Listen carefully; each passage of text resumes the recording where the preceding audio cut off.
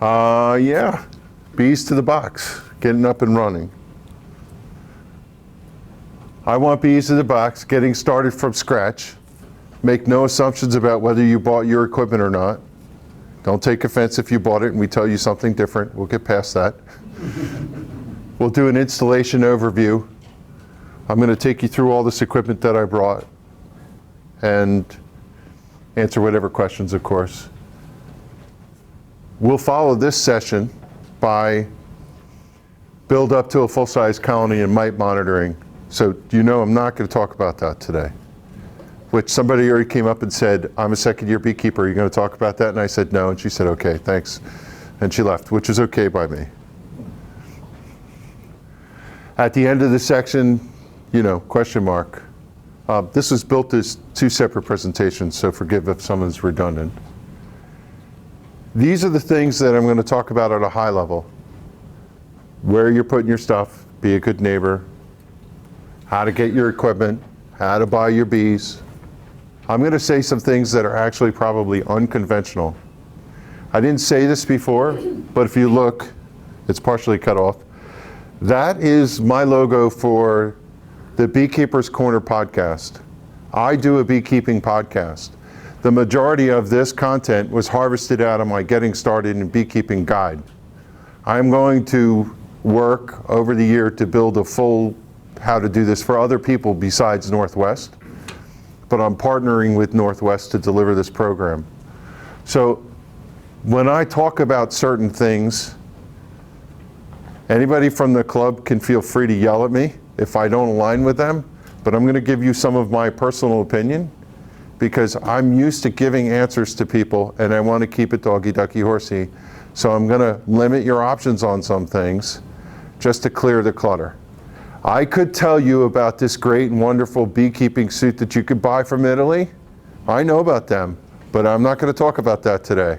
Okay, I'm going to stay straight down the middle.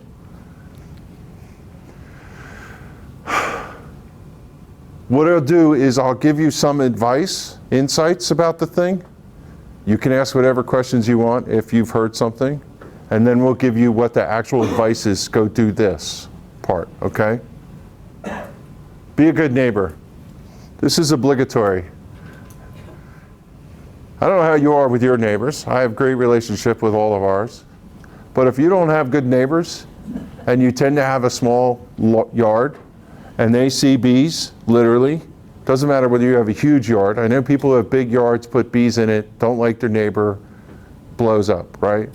So the first thing you have to say to yourself is, how am I with my neighbors? A promise of a jar of honey goes a long way. That's a good thing. But you might also try to pick places where your neighbors can't see your bees if you don't get along with your neighbors. So the answer is know thy neighbor, right?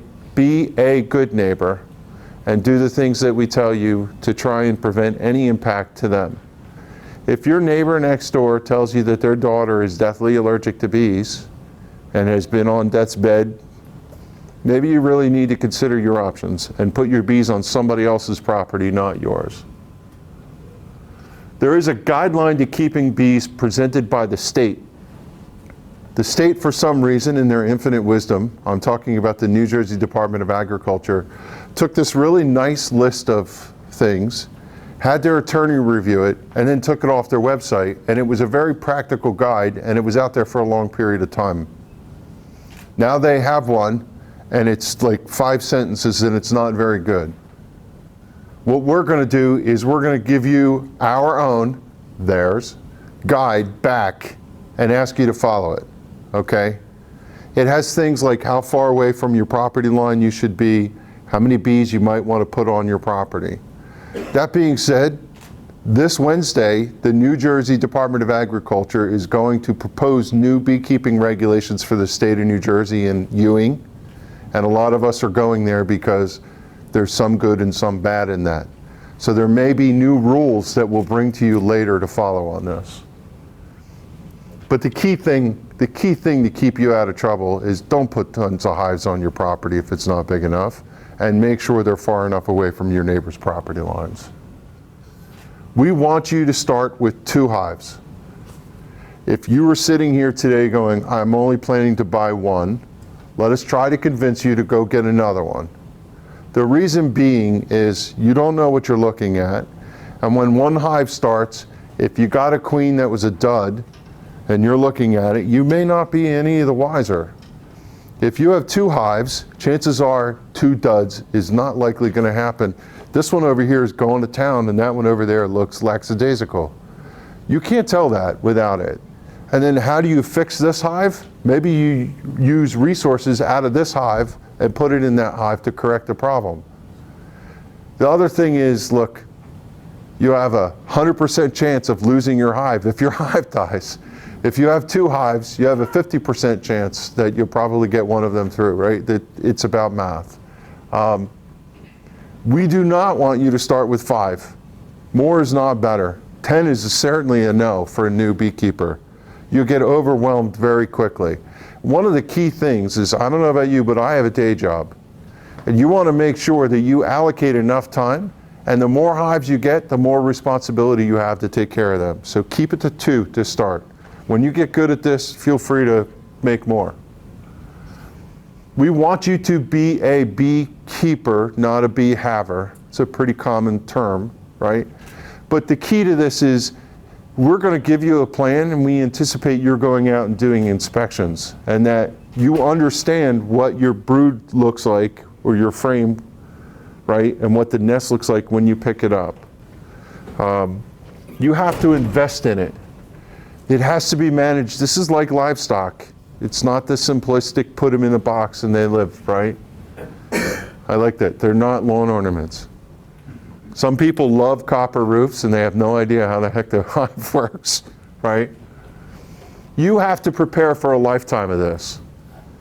When you buy a dog or a cat or chickens, you got to know that next year you're still going to be out there taking care of these things. It's a commitment. And there's a lot of activities that go on in keeping a beehive going. Now you can go on summer vacation, that's what's cool about it, but you do know that you have to commit X amount of time and resources. So talk to your significant other if you have one and make sure that they know that, you know, next weekend you're going to be out in the yard taking care of your bees, because you have to. Let's talk about bees. There's 2 common forms to obtain bees. Let's just do a poll. How many are starting brand new?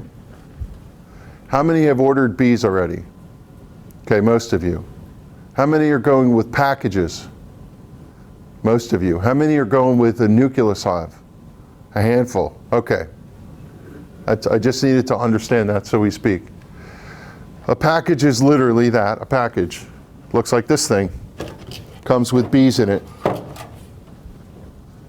I'll talk about this a little more later when we talk about how to get one of these or how to install it.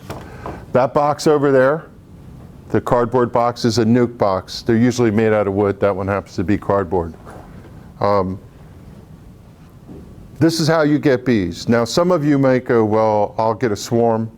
I'm getting somebody else's bees. Is anybody getting anybody else's bees? No? Okay, good. I won't talk about that then. Chances are you all bought your bees already. Is there anybody that still hasn't bought their bees? A couple of you. Okay. I needed to, obligatory, tell you what that cost, right? 3-pound package, thanks Bob, is about $135, $150. Your mileage may vary, right, depending on who you're buying them from. If you're trying to buy a nucleus hive, and for those that don't understand, this bee box is 10 frames. A nucleus hive is half a hive. It has 5 frames with bees, a queen, fully operational hive, just in miniature. You could buy a package and put them in a blank box, or you can buy a nuke which is started and put that in the box and let them build. They grow faster, they get going, right? Versus having to start and build wax and do all that stuff. They cost more, obviously, because somebody's had to do care and feeding for them. So $165, $175. The problem with nukes is the high to the low tends to be pretty widespread depending on where you're getting them from. I would ask around or ask one of us on the side about where you're buying your bees from, but you want 5 frame nuke. Don't buy a 2-frame, 3-frame. You want 5 full frames. There's a kind of nuke called an overwintered nuke. There's a strategy in the world that if you buy bees that have overwintered in this area versus a nuke box that was assembled by bees from Georgia with a new queen from Georgia or some other place, versus I went out in my yard, I split a hive in half, and I'm giving you half of the hive, and it overwintered in New Jersey. There's a premium for this. The advantage is supposed to be that bees that were cultured in New Jersey are better. They're better for you versus a bee that was in warm weather and was brought up here to New Jersey in the cold and is not acclimated yet, right? You want your bees to be from here. So another thing about buying you can't buy a package from here, but you can buy a nuke from here. Is it really an advantage? I don't know. You'll pay more for it. I generally think it's not about the bees that you buy, it's about how you care for them. That's my personal opinion.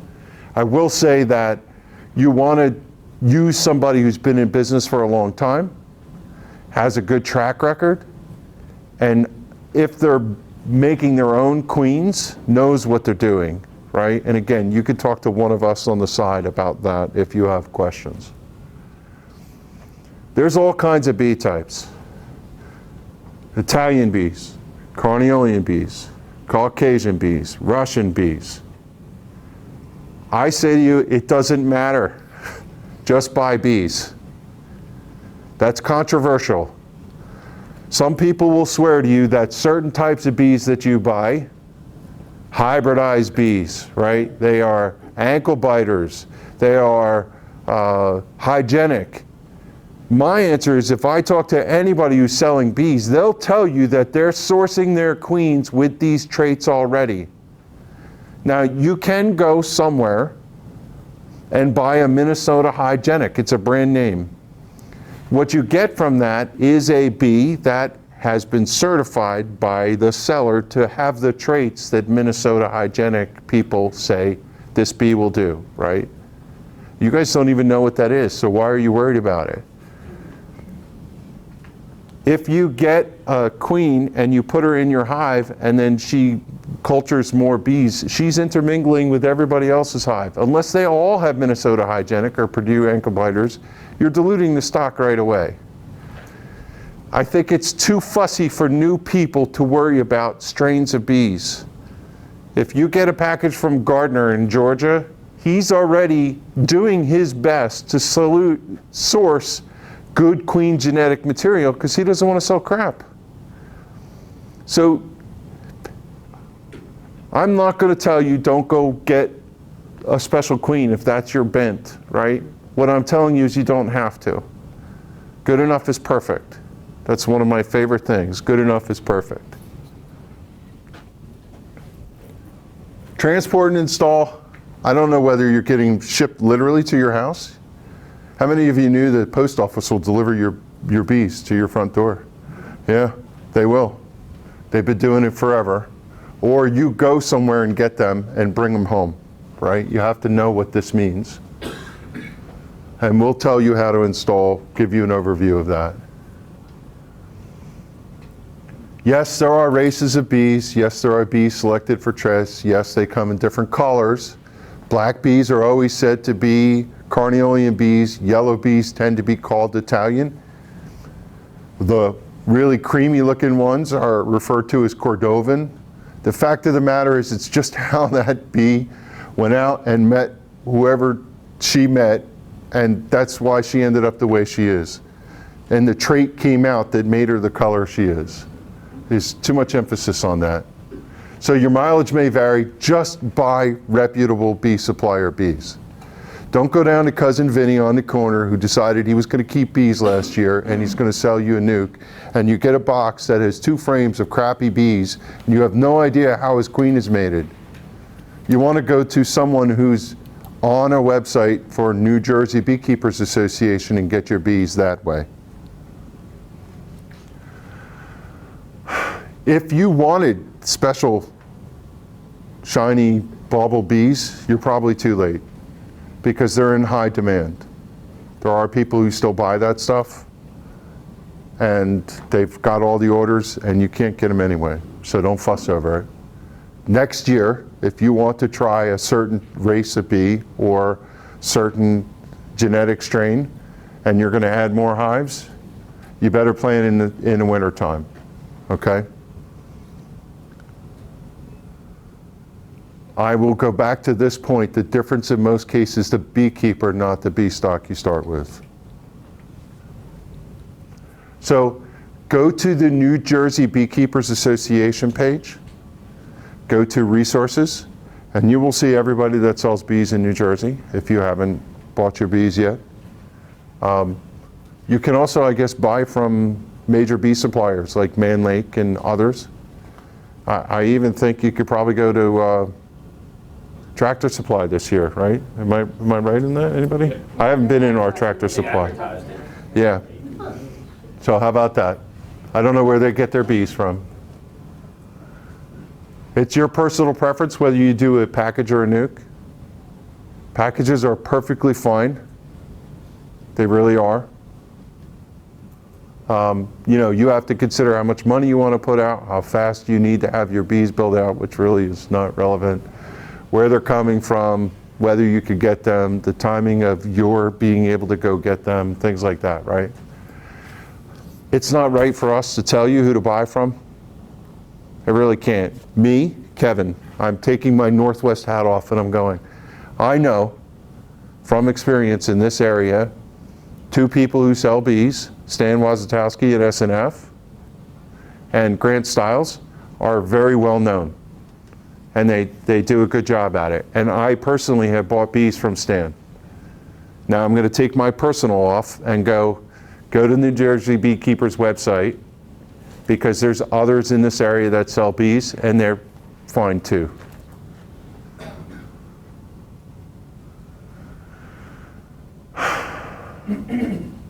When it arrives, you need to clear your calendar and install the bees. You don't want them laying around. It's better to get them in, get started, get them acclimated, or get them transferred. Now sometimes when you bring a package thing home, you get a March snowstorm. And you go, I'm not going to go out and install it. That's okay. We'll give you instructions in April, closer to when your package is going to arrive, on how to hold your bees if you have to. And we'll also tell you how to install a package. I highly encourage you to come to our April meeting, April 12th? 13th. I keep getting that wrong. I updated the website today, by the way. We're going to physically take 2 packages and install them. If you bring a nuke home, there's 2 ways you do this. You take your equipment and you put the nuke stuff in your box and you bring it home. Or you bring the literal nuke home from the supplier, put it in your yard, and then after a while, when it's established in the site where you're going to put it, you take the nuke off the stand, you take the frames out, put it in your box and put your frames in with it, and you give that equipment back to the gal, wherever you got it from. The reason you bring that home and you put it on your stand is so that the bees get acclimated to where they live in a hive that's fully operational. And then when you switch them over to a bigger box, it just happens and everything's good, okay? We'll provide instructions on the Managed Mentoring site, written instructions that you could print and take out and go, okay, first thing they said to do was take the cap off, and okay? So question. Yeah. You said the meeting you have is on the 13th? Correct. All right. Stan's bees are coming on the 12th. Well, yeah. Yep. Friday, yes. You can keep them overnight. They'll be fine in the package Yep. overnight. You don't have to install them that Friday. Yeah, thanks for asking that question. Keep asking, that's what the question, this is the deal. We get our bees from Stan for the packages for that. We want you to come to that meeting and see how to install the packages and then go home and do what we just showed you. You don't have to figure it out. We'll literally show you. Last year, Stan actually held the bees until after the meeting. Thank Not you. with me anyway, because I picked them up after the meeting. Yeah. I think you said you could get them at the meeting on Saturday as well. We try to time that meeting to buy the bees from Stan. So Morning meeting or early? it's 11 o'clock to 2. 11 to 2. Also be aware that because of weather, last year Stan went and moved it by a week. Right. So try to have the weekend after also available. Just Yeah, good call. If the weather's really bad or really cold, he drives them up from Georgia. It's got to be a certain temperature, so have both weekends available. If they get a cold snap down there, he can't get them. So it's all dependent on weather down there and up here, okay? So yeah, be flexible on that. Any other questions? Nukes are May, right? Generally, May. Yeah, generally May. If you get a nuke in June, it's probably too late and you should be careful about that, right? You want them to be by May. Just look, common sense. If you're going to put them in your car and drive them home, please make sure they're secure. And you might want to post a sign, live bees inside. We'll talk about, you know, it's inevitable you're going to have a bee inside the car with you as you're driving home. I went and picked up a nuke and there were bees all over the place. I literally drove home, got my suit, went back, put the nuke in and drove home in a bee suit. So it's not out of the question. Depends on how you are. Yeah? Where should they put their bees? So if they get them Friday, they shouldn't leave them in the car. Yeah. Yeah, you want to put them inside where they're comfortable. Where you're comfortable, they'll be comfortable. And then you want to look at them, and if they're fanning, that means they're hot. But chances are, if they're inside your house and your house is a comfortable position, you're okay with them. And again, we'll provide you guidance on how to store your bees in case that situation comes up. Can't bring them in your house. Uh, My wife's allergic, so I just yeah, keep them far away. you have a garage? I have a shed. If you have to keep them in the shed, keep them in the car, you can do that. All right. Just make sure you check on them. Gear and equipment, let's keep going. Of course, you don't want to get stung. When you're new, that's probably one of the biggest hurdles. You need to have that rite of passage. So you need protection. Typically, you have 3 options. You could be cowboy up and wear a veil and a t-shirt, go all bravado, or you could be full spacesuit. I don't care. Whatever it is you need to be comfortable, right?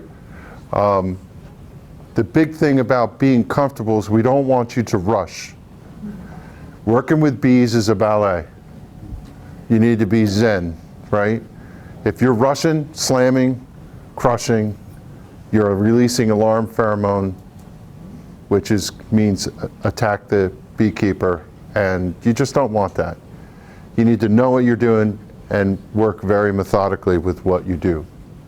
So comfort and dexterity and flexibility, because some of these suits that I've seen for sale are just, I don't know how you would work with them. When we were in Africa, these guys had these gloves that look like spaceship things with big, huge rubber gloves. There's no way they could work the bees effectively in them. So coveralls or beekeeping jacket or jeans, all right? I don't have coveralls today, but they are the best thing. If you're worried about getting stung, there's no harm in a full head to toe coverall suit. That's a good one. Yeah. Yeah. I just thought of going back to getting bees. Would you suggest getting the queen marked? Yes, I think it's a good idea for a new one, for a new beekeeper. When you pull up a frame and she's right there, that's a lot easier, and you're not spending a lot of time having the hive open, searching for your queen. And it's really a good insurance policy. That's a good one. I'm sorry to ask. Could somebody just take some notes on that stuff and the hearing aid and the... What's it mean, mark your queen? Ah, thank you, dear.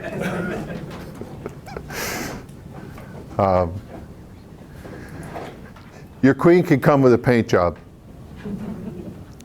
What a beekeeper does is they take the queen out and they put her into this special device, and they take a marking pen and they mark her with a certain color. The color tells you how old the queen is. They mark her thorax. I have a thing in the kit, but I'm not going to bother showing you. So it serves two purposes. It helps you find the queen on a frame.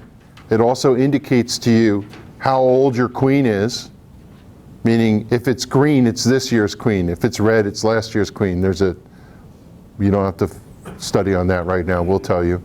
The other thing that happens when you mark your queen, which is really good for a new person, is sometimes you buy a package, and maybe something happened and that queen didn't get mated well, and the bees decide, it's got to go, and they replace her.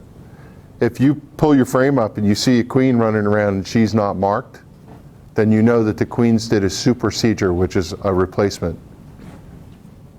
There's a marked queen. Is green the color this year?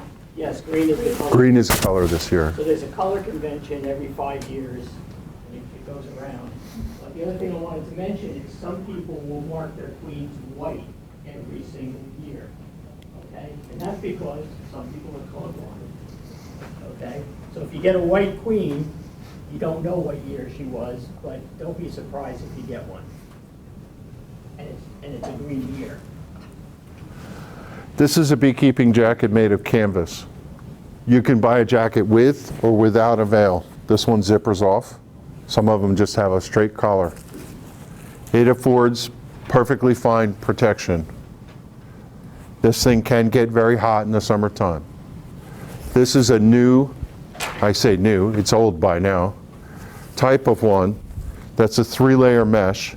And if you hold this up to the light, you can literally see through it. And literally when you're sweating and standing out there, the air blows through and you could feel it on your skin. I'll hand this around. The premise of this is that the materials, 3 mesh, are so thick that the stinger can't get through to your skin. If you've never seen one of these, I would recommend it. It's a little more expensive, but now they've come to be almost the same price as this.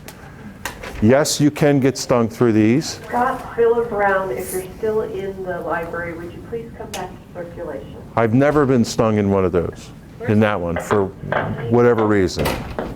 Never been stung. They've never gotten me on that. Who sells this one?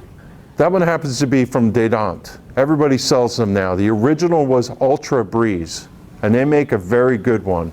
I got my two from Stan when I Yeah. bought some other stuff he has in down there. I say veil. This is a veil. I would recommend that you wear a beekeeping jacket, but I also recommend that you buy a helmet. That's what this is. Helmet style veil, and have it in your kit. There's tons and tons of different kind of veils. They're cloth on the top and whatever. They got pretty flowers on some of them. Buy a helmet one, because you won't get stung on the head with a helmet one. And then if you want a pretty one, you can get one later. But I really don't want you to get stung in that way, okay? If you go out on an afternoon and go, my bee suit's in the garage, but whatever the case may be, and I want to go out and just check the bees, you could take this in your clothes, street clothes, and go stand, and you should wear this. Now, you guys are sitting way in the back. How you doing? I have stood this far from the hives just looking to see whether they're flying or not, and bang, you get stung. There's something about being that far that they just are guarding that area where you enter into their domain. If you get stung in the eye or somewhere here, you could do nerve damage and they'll literally sting your eyeball, right? So a responsible beekeeper wears a veil. I see Bob smirk. I agree, Kevin. Thank you. I would recommend that you buy a beekeeping jacket, but if you really want the full protection, buy yourself a full suit. That's fine. I do not recommend for a new person to wear just a veil and a t-shirt, long sleeve shirt. You're going to get stung. And on that one occasion where you go out and you do something wrong, like God forbid drop a box, you're going to get lit up. A full suit or a jacket will allow you at least to retreat with your pride intact. I brought these here, and I was looking for the ones and I couldn't find them. I want to talk about gloves to protect your hand, right? And obviously what you need is something that protects your hands. However,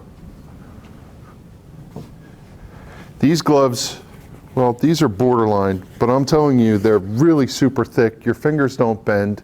And if you don't have the dexterity to hold the frame, some of these things are meant for welding, right? And this just isn't going to work. You can't feel what you're doing. You reach underneath the frame and you're squishing bees and you're releasing alarm pheromone. When you squish a bee, its last act is to release a chemical that calls the hive to defense. So I know I'm not a fan of this type of thing. The other thing that you'll see is they sell like canvas gloves, but they come up to your elbow. Don't buy those. Don't recommend them. A glove to the wrist and take your jacket and cover the wrist is sufficient. If you're concerned about them getting up, you could buy Velcro straps.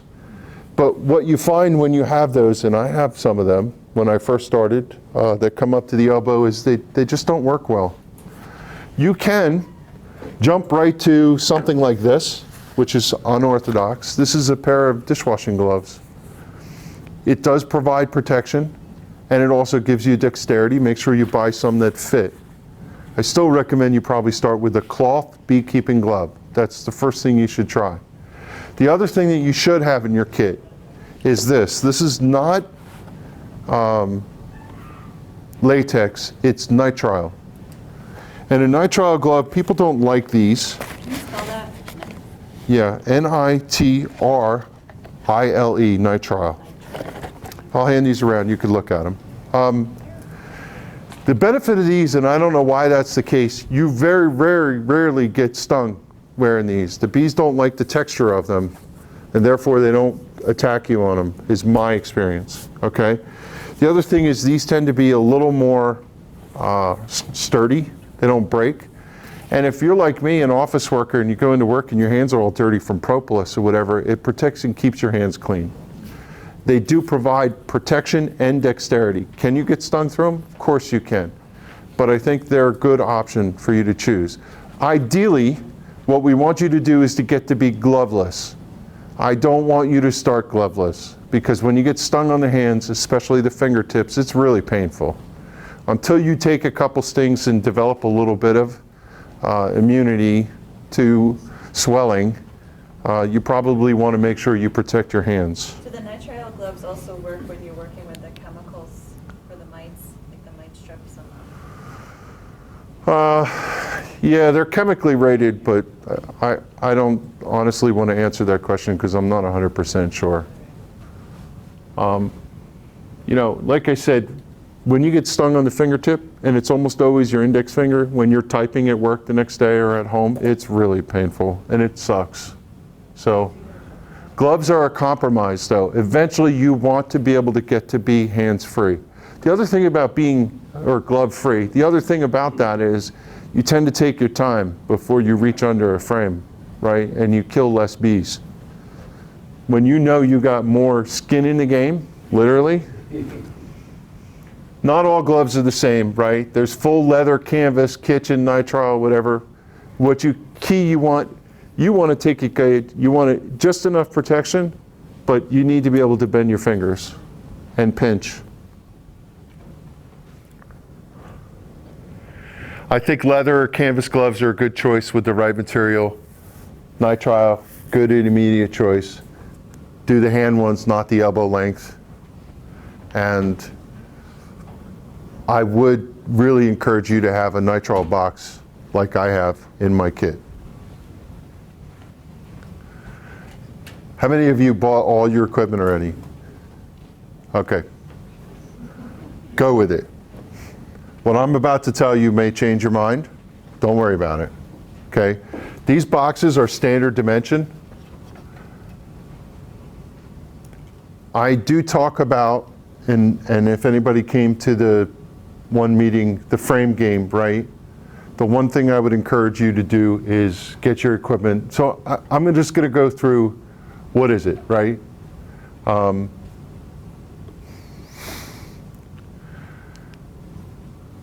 Whoa. What happened there? Bottom board. Solid versus screen, doesn't matter to me. I have a preference. I don't think screen bottom boards are that valuable. And I prefer to have a solid bottom board in the wintertime. I just think it's better for the bees. Bees are sometimes also trying to regulate the hive by airflow, and it's like having a crack in a window. They just don't get as much suck when they're trying to move the air around with an open bottom board. When you have a screen bottom board, obviously the other thing you could do is forget to put the slide in, and your bees overwinter with an open hive, which is no go, okay? So what I'm talking about is you could buy a bottom board that's solid wood on the bottom, or it has a cutout with screen mesh, and the screen mesh is supposed to be so that the varroa mite that fall through, and that's one less varroa mite that's not on your bees. It was a pest management technique and also a ventilation thing. It doesn't prove to be as effective, and if you want to keep your beekeeping operation simple, you can go with a solid bottom board. Okay? Yeah, go ahead. I was just, while we're on bottom board, I was just looking at, I think it was Man Lakes. Yeah. Or maybe it was, I don't know, but there's two sides to it. One's like 3/8 cut out, and the other's what, 7/8? What's the difference in which one would you recommend? Which way would you flip it? I guess most of them come with both cutouts on it. Yeah. This is a entrance reducer. Has a standard dimension. You see the notch here. When I have it in this direction, the bees only come out that little hole. When I have it in this direction, they have a wider berth. And when I take it out, they can come out the entire distance. You want to be able to put this in under the first box. That tells you which way to flip the bottom board. The bottom board should be big enough that that top box edge here, this is a different kind of excluder, by the way, is open. That's how you know. And typically the shallow side goes down as a fundamental answer to you. Okay? I'm gonna take this equipment and separate it, and after we're done, please come out and look at anything, and we'll let you literally ask any question you want about it. Okay? I'm gonna give you terminology. This is a hive body. It's also referred to as a deep because of its depth versus a medium. It's a larger box. Typically the brood nest is in here. Brood nest is where the queen lays eggs, larvae turn to pupae, and they're capped. The actual nest, they typically live here. A standard brood box has a dimension to it, and you should be able to buy them anywhere, and they all come with the same dimension. So you don't have to worry about that.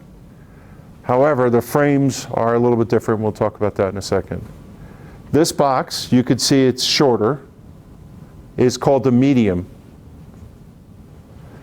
There are times when people do not buy full-size boxes. They just have all mediums, boom, boom, boom. They'll have 3 medium boxes instead of 2 deeps. That's perfectly fine. A lot of people do that because these weigh less, and you standardize all your equipment. There's pros and cons to that, but that's what it means about medium. Okay? You note that the number of frames you need, this holds 10 frames, this holds 10 frames, 10, how many frames? 40. If I have 3 boxes plus 2 more, how many? 50. So you'll have more frames to make and all that, so keep that in mind. It's called a super sometimes. It's called a super because in beekeeping terms, super means put on top. So this will be a honey super. You'll hear that term. This is what you need to get started. 2 of them. Bottom board. This is sometimes referred to as a mouse guard or an entrance reducer. You need 2 boxes with frames and foundation. And you need additional honey boxes to put on later when your hive expands. And then what you don't know, because you can't see it, is there's a thing called an inner cover. That's what this is. And then this is called the outer cover, or it's commonly referred to as a telescoping cover because it telescopes down over top and protects the hive. You must have an inner cover because bees glue things together and they will seal this edge. And if you didn't have this, when you put this box with a roof on it, you can't get in and break the seal. So you must have an inner cover. Doesn't matter if it's not. Yeah. I just bought a top feeder, and I see half of my sources say, don't use an inner cover with it. Yeah. And half of my sources say, do. What do you say? Yeah, well, I have a top feeder here. I'll talk about that when I get to feeders. The answer is no. No inner cover. And I'll explain why. There's a question about the notch. Yeah, I'm going to answer that. That inner cover sometimes comes with a notch on the top. It prevents, sorry. You see if this one have it? No, kind of. See this gap? Sometimes you'll literally see a notch cut out. It's an upper exit entrance for the bees. It's also a ventilation. All the heat from the hive comes through that hole in the cover and it gets trapped underneath the roof. And if you have that gap, it's allowed to come forward and escape on a hot day. Whether you do or don't have one, a lot of people like them. You have to remember that if you're moving a hive, you got to check to see whether it has one, because if you don't seal that off, bees come out while you're transporting them. It's bee for preference. I think I have them on all of mine just because I like them. And if I buy one of these and it doesn't have one, I literally take a Dremel tool and cut one. I prefer to have one. Notch should face the front. The notch always faces the front, thank you. Faces up. And it faces up. The purpose, I'm sorry, no, sorry, wrong. It faces down. It should be down. Apologies, make sure you get that right. The heat comes out and you don't want to create a chimney effect by putting a hole in the back of the hive, because the draft will suck hot air out of the hive, and there's times you want hot air. Bees need a certain amount of heat in order to create wax, and if you don't have the hot air, they can't do that. So you want to make sure that any ventilation you do is out the front of the hive. It should go this way, okay? Do they fill that in the winter? They will. If they will fill in anything that they do not want open. So yes, they will fill that in. You could buy from Manlake a kit with everything in it if you haven't bought your stuff, or you could literally go, I want one of these and one of these and one of these and one of these. My experience is if you buy a kit, they usually do a really good job, but they also sell you a handful of things that you don't need. You really don't need smoker fuel, and you're spending money for that. One example. You can walk out back and get pine needles, and it's even a better fuel than what they're giving you. If, however, you don't want a muss or a fuss, you can buy a kit, that's perfectly fine. You're going to end up with stuff that you'll never use, I think, but it's a matter of preference. A lot of people get started by, oh honey, I bought you a kit. So we won't knock it. I want you to buy new equipment. Don't buy somebody else's equipment. You don't know what's going on with it. Could you buy somebody else's equipment? Yeah. Will you be in trouble? Probably not. But why? Buy your own. Okay? The other thing about buying your own is you know how it got manufactured. It's got all the right nails and glue and things like that. As I said, the bottom board style is your preference. Okay? Yeah. I had a screen bottom board that came with my hive, but could you do both? Could you start off with the screen bottom board for the summertime, and when you're packing down in the winter, would it be difficult to lift everything up and put it on a closed bottom board? I've done that for a number of years, And then I got tired of having to do that, so I switched to all solids. But yes, what you have to do is find that one warm day in the fall and do the switch over, take your entire stack off and put your bottom board on and restack it. But yes, that's a viable. So yeah, you can have both. You can run screen in the summer and solid in the winter. The other thing you could do, but I'm not going to go crazy about this, is you could put one on top of the other, but that's an advanced topic and I'm not going to go there. So the answer is yes.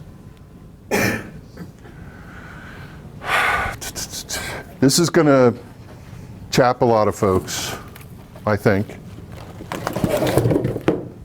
This is a plastic frame. This is an old one, which is going to prove my point, I think. It's convenient. It's really easy, or comes pre-assembled. It comes with a coating of wax from the factory. And some beekeepers really like that type of frame. There's a couple other ones in the back over there. Experience shows that if you don't manage your bees well, you don't feed them, or they just don't have it in them, for whatever reason, they don't build these out very well. I've come to people's homes, taken plastic out, and I see a blurb of plastic or wax about this big, and the corners are still literally plastic. For that reason alone, I don't want you to have to experience that. I would prefer that you do wax foundation. So we have wax foundation. Rick has it in his hand. I'm going to actually show you how to put that in. Okay? The thing that I say also about wax foundation is they may build it out, but at some point you're going to pull it out of your hive and you're going to scrape it down and you're going to try to redeploy it, and it looks like that. And you're going to have to re-wax it. And a lot of times what I've heard is when you re-wax it, the bees don't, for whatever reason, like it. I don't use plastic. I don't begrudge anybody that uses plastic, but if you have a start and you haven't bought your stuff yet, I would say go to wax foundation. So let me show you wax foundation. Where'd that sheet go? When you buy your frames from your manufacturer, there are different flavors of wax foundation. This is a crimp wire foundation. That's what these wires are. At the top of the wire that runs through, it has a little hook on the top. The hook on the top is meant to go underneath the frame rest. That's for a specific type of wire foundation wax frame. Now, if you go into Cali catalog and you look at version G versus version E, they're different length, they're a different connection. So this is the guidance. When you buy your frame, buy your foundation from the same manufacturer, and be sure that you buy the foundation that fits the frame that you purchased. Can you get the crimp wire? This is a crimp wire which goes with, wait, give me one sec.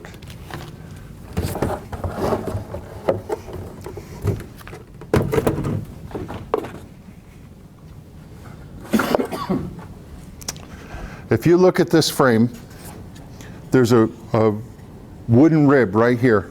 It's got a couple nails in it. You take your knife, there's a plastic bag over there on top of the foundation with a box cutter. You take your knife and you run it along this edge and pop that little wooden cleat off. And then you set your foundation in. You can hand that around.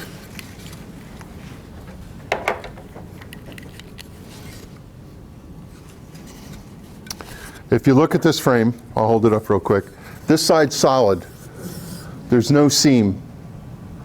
On the other side, which will become very evident, there's a seam here. The seam is so that you could take that off. If I take my knife and I run it across, I cut it free. Oh, I broke it. This is what it looks like. You could buy these too, by the way, as replacements. Now that crimp that you see on the wire goes underneath this, and then you take nails and you tack it up.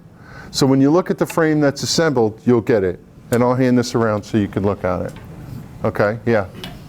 if you have a plastic frame, at some point you take that plastic piece out and make it a wax foundation frame.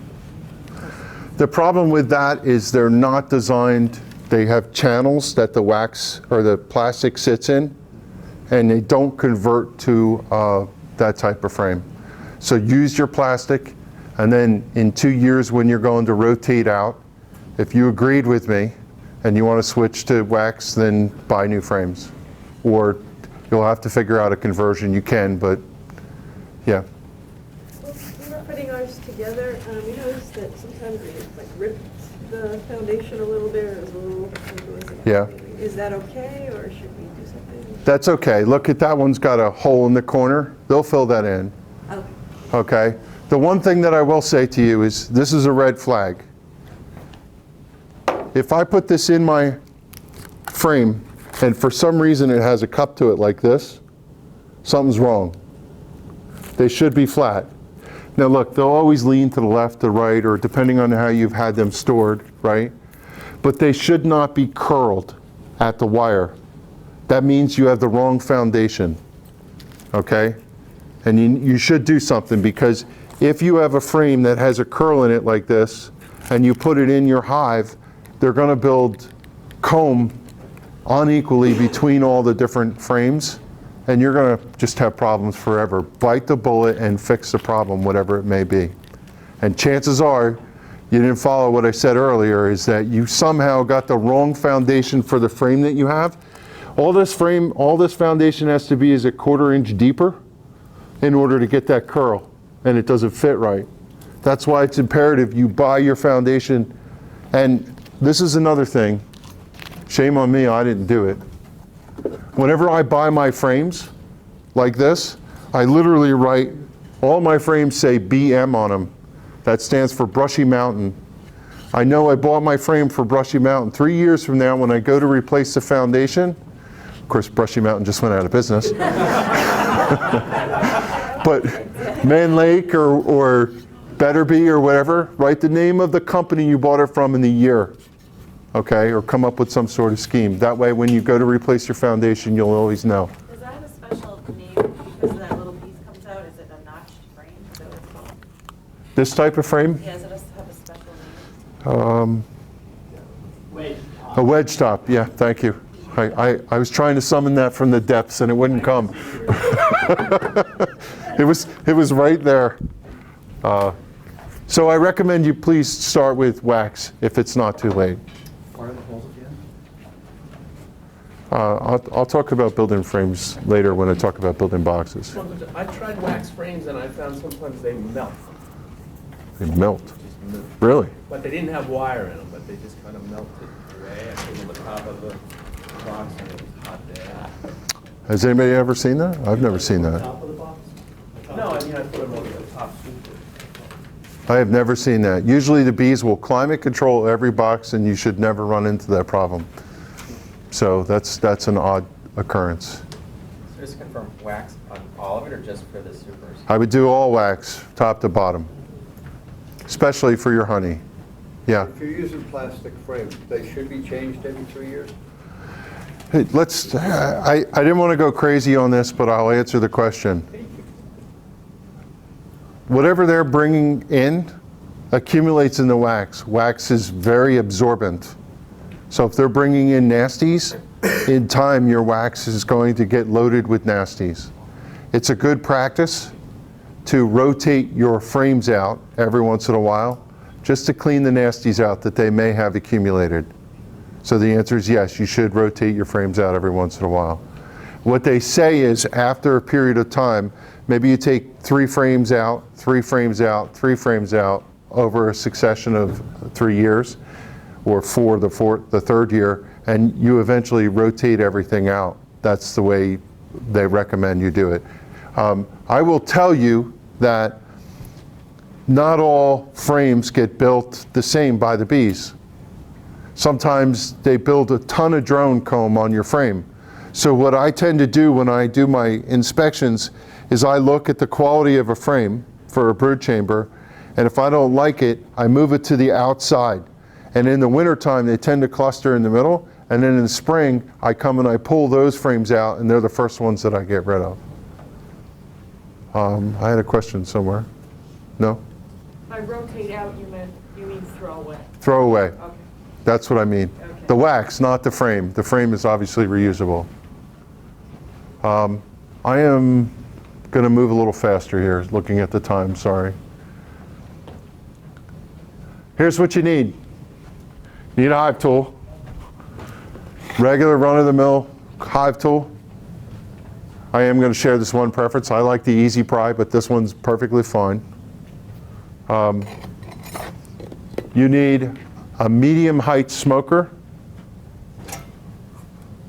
Sometimes they're smaller. Sometimes they look like a big chimney. This one is perfectly adequate. Dadant makes the best baffles. Whether it has a cage or not, doesn't matter. Your choice. Cage is supposed to protect something from connecting to the hot. I find the cage, especially this thing, to be a pain. I just happen to grab this. You obviously need fuel, and you need stick lighters to light your smoker in your kit. That's pretty much it. There's one other tool I'm going to mandate you buy, and I'm going to show you this particular one. This is called the Varroa Easy Check. I promise you we'll be out to your hives, and we're going to use this to monitor your mites. This is the brand I want you to buy. It's called the Varroa Easy Check. Okay? How do you spell that? I'll hand it out and you can look at it. This thing is optional, but extremely useful. It's called a frame rest. Okay? Let me show you how it works. Goes here alongside. When you pull out a frame, instead of putting the frame down on the ground or laying it against whatever, when you kick it over and all that other stuff, you set it right here. You can tell how much mine's used. It's all rusty and whatever, but it's a frame rest. That's what it's called. You probably want to have one of these, a bee brush. There's a bunch of different ways to do that. You could use a turkey feather and other things. One thing I'll share, just so I can repeat this and ingrain it on you forever, because you'll always hear me say this. Flick your bees. Flick when you use one of these. Don't sweep. When you sweep, it's like grabbing them by the back and grinding them across the comb. When you flick, it's like, get off, get off, get off, okay? So a bee brush, don't brush in the literal sense. Flick. This thing is called a frame grip. I don't recommend this thing. It's so enticing, everybody wants to buy one. I'm telling you, don't do it. Here's the way it works. You go down and you grab your frame and you pull it up, and then what do you do with it? Especially when you have a long one and it's heavy and you're trying to figure, you can't handle it. I don't think they've ever come up with a good design for this. So don't buy one. I get asked all the time whether I should buy one of those. So that's the reason why Grab with your hands. literally with your fingers. Yeah. We'll show you when you come how to do it. Obviously you need a yard cart, tool caddy. I have my little husky thing. I have another one too that I use. I didn't bring a queen excluder. At some point you're going to want one of those, depending on what you do. Any questions about this? I think I got everything. Feeders? I'll get there. Everybody's kit is special to them. I know somebody who loves blue tape and has it everywhere he goes. Mr. Master Beekeeper over there. Screwdrivers, paint scrapers, queen painting kits, whatever it may be.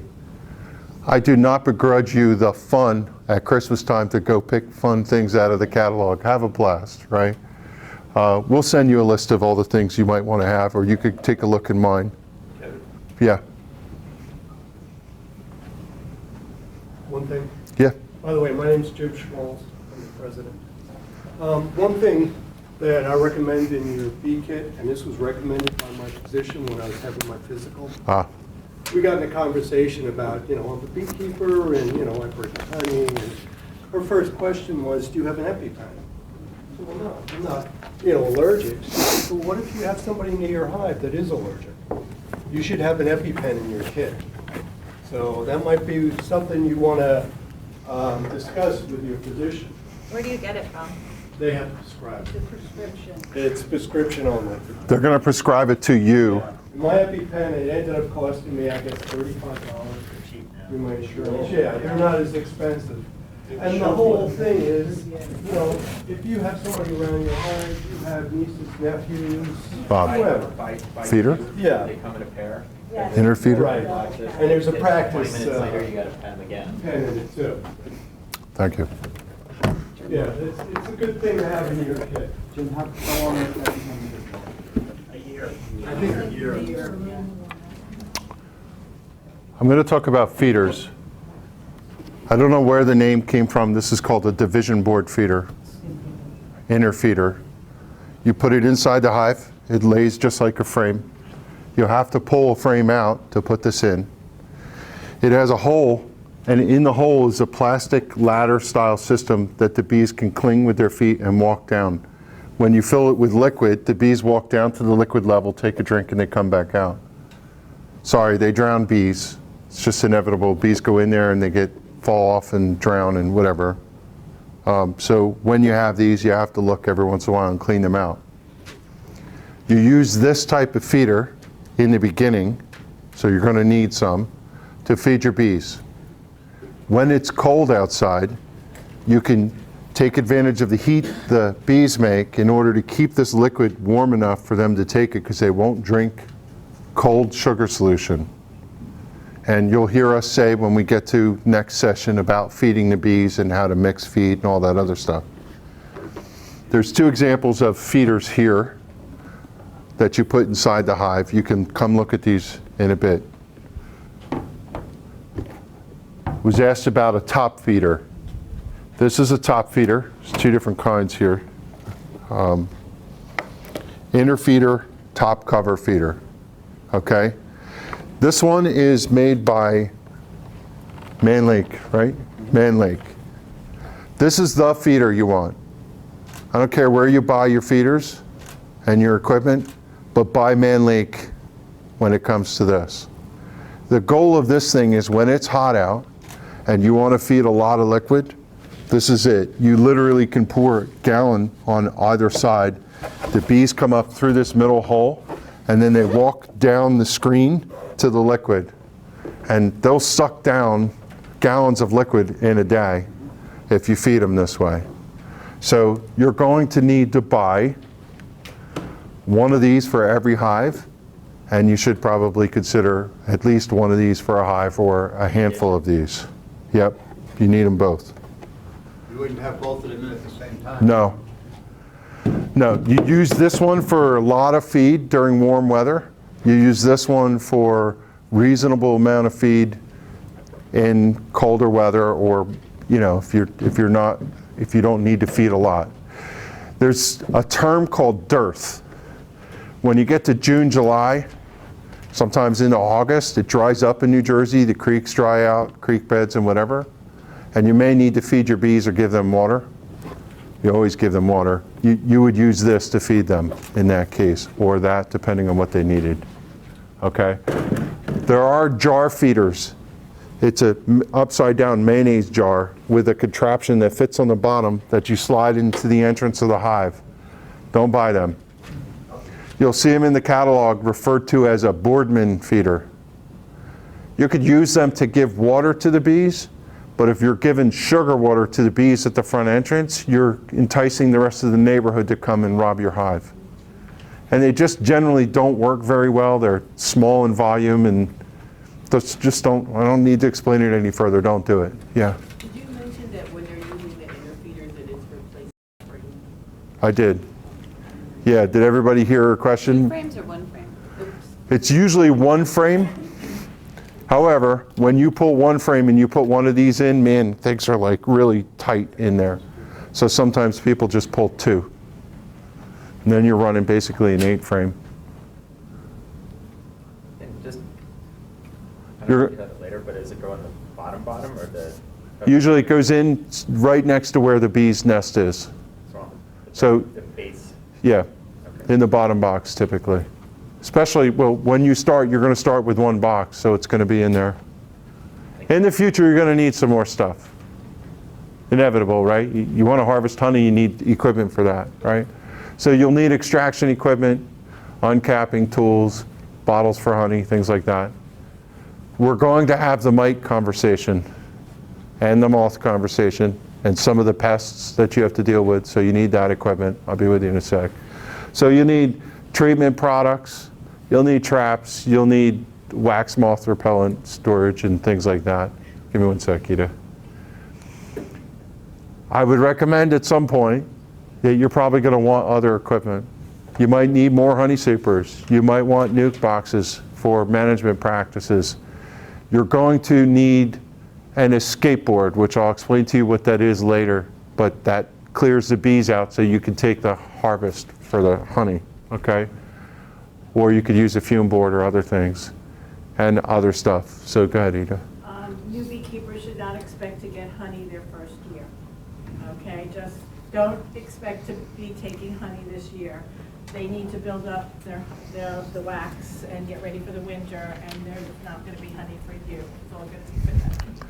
You have to assume that you're not going to get honey in the first year, and if they happen to make you honey, which does happen every once in a blue moon, you can, you know, count yourself blessed. Yeah. Go ahead, Mark. Should you use an excluder between the brood boxes and the honey boxes? I didn't bring an excluder today, but the answer is no. You don't need to use an excluder. 90% of the time in the upper box. Now, look, this is the way this works. Put bees in this box. They grow to occupy all 10 frames. Then you put the second box on, and they grow to occupy these other 10 frames. Now the brood box is adequate size to contain a colony, and they generally don't grow bigger than that. And when they have enough space, they put honey across the top of the frames up here, and the queen doesn't pass that honey. So your queen very rarely will go up into these boxes and lay. And the backstory to your question is, what if the queen's up here laying eggs in where you're going to harvest honey? You don't want that to happen. So sometimes people put a queen excluder in. There's a common term that a queen excluder is a honey excluder because the bees have to pass through it, and sometimes it becomes a barrier. But the answer is no. Now you will need a queen excluder to exclude the queen for other management techniques, which we'll get to in year 2. Yeah. I was a little confused when in the inner feeder and the top feeder. On April 13th, when you're installing your packages, Yeah. is that just an inner feeder at that point? Inner feeder. Yeah, so let me clear that up for you. You're going to want to feed your bees when you get them. And in April through to probably mid-May, the weather in New Jersey is fluctuating. You could have cold nights down to 20 degrees or whatever. If you put liquid on the top of the hive, the bees don't keep that warm. It gets chilled overnight, and then unless you have a super strong sun warm day, 80 degrees, which could happen, that liquid's going to stay cold and they're not going to drink it, which negates the reason that you fed them. When it's in with the bees, they generate enough heat to keep the colony functional, and the residual heat from the colony warms the liquid in the feeder, which is right next to them. So until the middle of May, you're doing internal feeding. Once it gets to be 60, 70 degrees at night and it's warm during the day, you know, you get almost summer-like weather, then you can feed on top if you want. So, yeah. Does that division board feeder go on the outside, or does it matter where you put it? It goes on the outside. Yeah, and again, we're going to get to, in the next round, how to feed, how to make the liquid, where to put it, how to open the hive and get to the feeder without opening the entire hive. We will get to that. Feeding is a really important instruction that you're going to get more detail on. I just want to, look, remember, from getting started to bees in the box, I need you to buy this equipment, so when we tell you how to use it, you have it. That's what we're doing today. Preparation. If you're buying your stuff, please prime your boxes with something like Kills, 1 to 2 coats, and then paint them. It's a very moist environment inside of a hive, and the proper preparation of a box is important. You don't want to be there second year with all your paint peeling off. I don't know how old this box is. Somebody gave it to me. This box is 7 or 8 years old, I think. And you look at it, it's not peeling. I didn't paint that one, by the way, but somebody else did. You need to paint your boxes now. Don't wait till the week before you get your bees and go, oh, I got to go get my boxes painted. I mentioned this in the previous session if you came to our meeting. They need to chemically dry. When you paint something, the outside surface dries, but underneath the outside surface, that paint will continue to release volatile until it's fully chemical dry and turns to substrate. The difficulty is that you can possibly cause your bees to leave if your paint volatiles are coming out and they don't like that smell, and they're extremely sensitive. So tomorrow's a beautiful 80-degree day, paint your boxes. Let me not go past that. You're only painting the outside of the box. This is stupid fundamental, but it's important because it gets messed up sometimes, so I won't leave it to chance. You're only painting the outer surfaces. You're not painting the bottom edges. In fact, if you paint the bottom edges, you're really creating yourself a headache because that bottom edge will stick to the box underneath it. You can't pry them apart with certain types of paints. No paint here, no paint here, no paint on the inside. You're only painting the outsides. You can paint your pieces as pieces like that, or you can assemble your boxes and paint them assembled. A tip that I would tell you, and again, we can give you more information on this, I usually take a paintbrush and I paint the edges here that are difficult to paint with a roller, and I paint the handles, and then I put the paintbrush down and I take a roller and I roll. And you can bust through boxes very quickly. Another tip is if you happen to have assembled your boxes, you can hang them on a pipe and paint this side that's facing you, and then rotate it and paint it. I don't want to dump frames all over, and rotate it. There's a video out on our YouTube channel. We'll make sure we give you that. But you're only painting the outside edges. Now on the bottom board, you're painting the sides. You're painting the bottom of the bottom board and the back. And you're also going to paint the landing, but only in as far as needs to be covered by the box. You don't have to paint the entire floor of the hive. Is that clear? I could take it apart if anybody is confused with what I just said. Anything that faces the outside. You do not paint this. I don't know why it's white, but don't paint that. Don't need to. And it's really important that you paint this and the bottom, because the water drips and sets there. And if you don't protect this bottom edge, these rot very quickly. So you do want to paint this, and here you do want to paint the bottom edge. Yeah. Do you think are the metal frame edges important on the inside? The frame rest? Frame rest, yeah. I'll get to that. Oh, we haven't got Yeah. In assembly of your boxes, the key thing is, wait, let me check something real quick. No.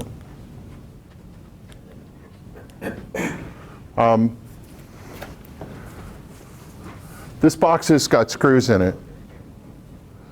When they tell you to put together a frame or a box, you want to glue them.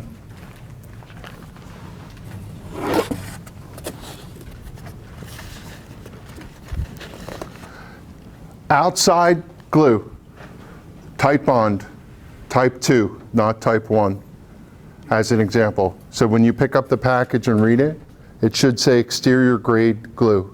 Elmer's, type bond, doesn't matter, just make sure it's exterior. Take a little paintbrush, like a flux brush that you use, and you paint all three sides, the inside edge, the outside edge, and the bottom here. Okay? Don't worry if you get lots of glue all over the place. That's a good thing. And then fit your boxes together and drive your nail. Make sure you're square. Now I'm going to tell you something, tip. This got manufactured by somebody. That doesn't mean it's good. Sometimes these things get screwed up and you go to dry fit them and they don't fit. Before you glue and nail your boxes once, take your box apart like this and put it all together dry. Fit all the things. Sometimes you need to take a little sandpaper or, clean these off. The milling process is 99% of the time good, but the one time that you paint and do all your stuff and you go to put it together and the thing doesn't fit, you're going to curse yourself. Dry fit them first, then put them together and glue them, okay? Yeah? Do you recommend buying assembled? Because right now some of the I'll talk about that. $5 more. Yep, I'll talk about that. These should come drilled with holes, and you should use the nails that come with them. Buy nails from the manufacturer because they're the right dimension, that they don't crack the wood. So they sell specifically nails to build boxes with at the manufacturer site in the catalog. Buy them. Don't get your own. This box is put together with screws, and I must admit I use screws and no glue, but that's an aside. You can use screws. Just make sure that you paint them and use a long enough one, equivalent to whatever the nail is. I'm going to switch to frames real quick on assembly.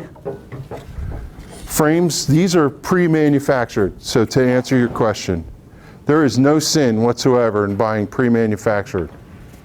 In fact, I do it. I've gotten to the point where I hate to build frames.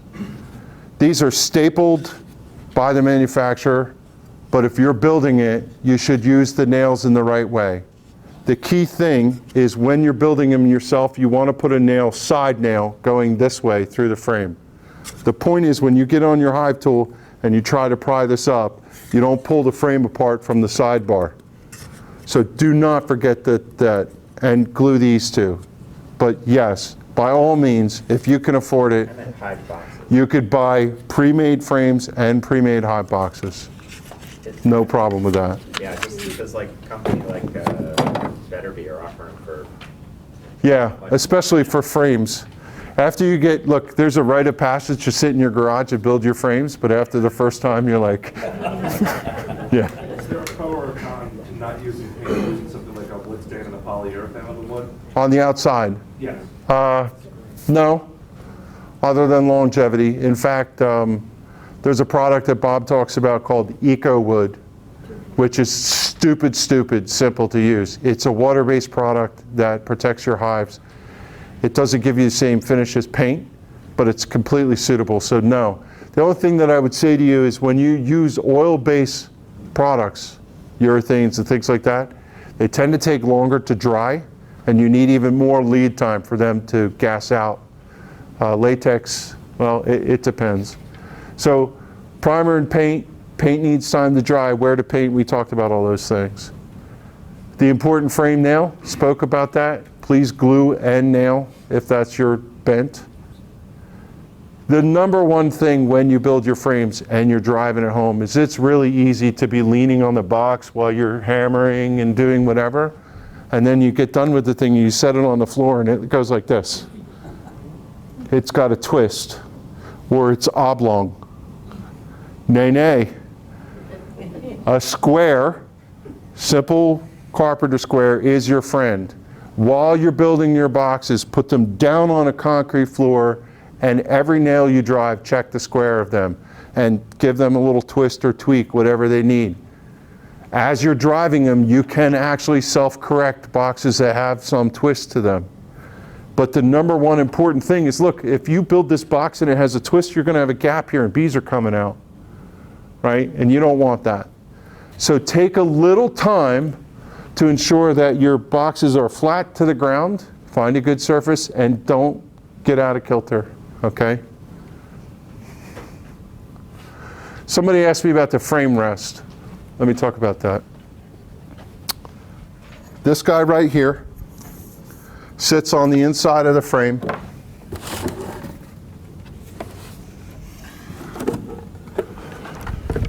Right here. And the frame's set on it. It's just 4 nails. And it sits right in here. And it already comes holes, right? And they come with nails, the right nails. Really important. It's a stupid, simple thing, but it protects your box because you get in there a lot of times with your hive tool and scrape the propolis off in order to get the frames off, and you will damage your boxes. Boxes are a pain to make, so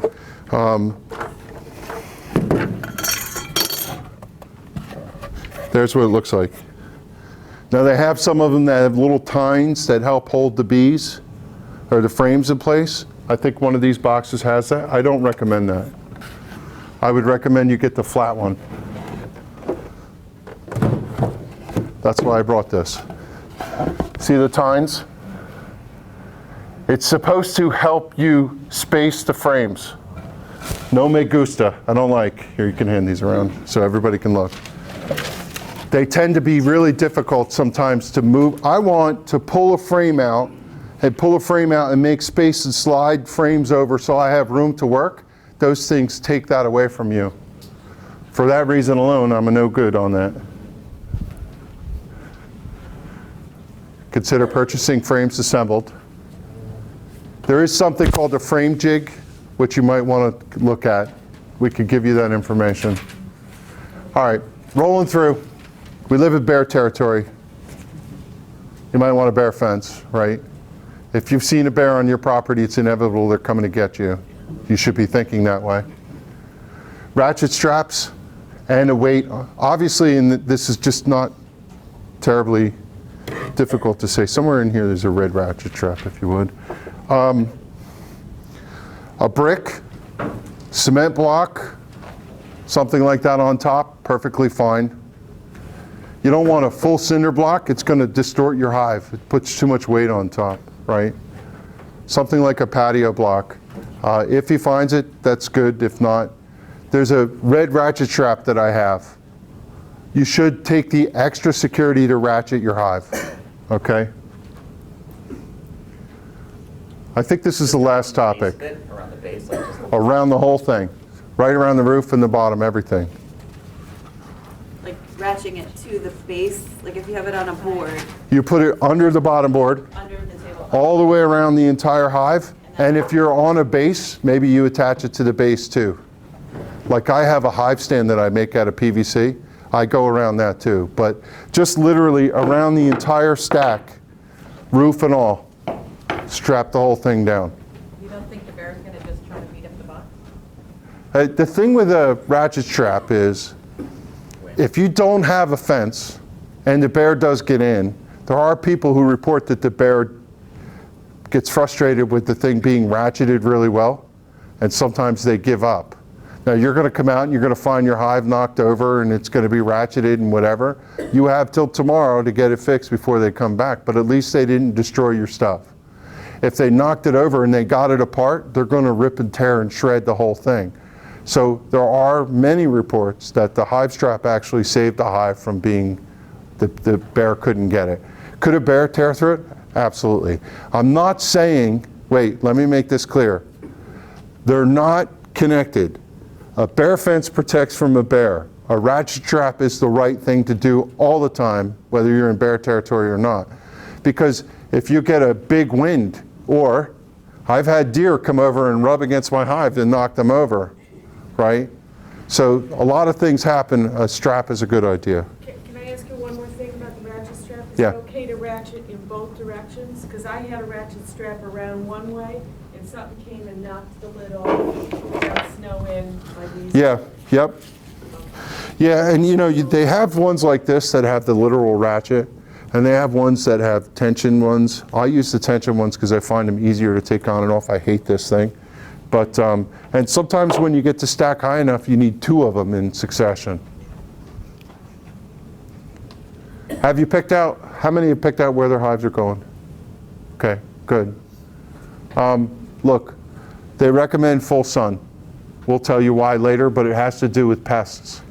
Pests don't survive well, hive beetles and things, in full sun, because the hive is really hot, which is good for the bees, but not for them.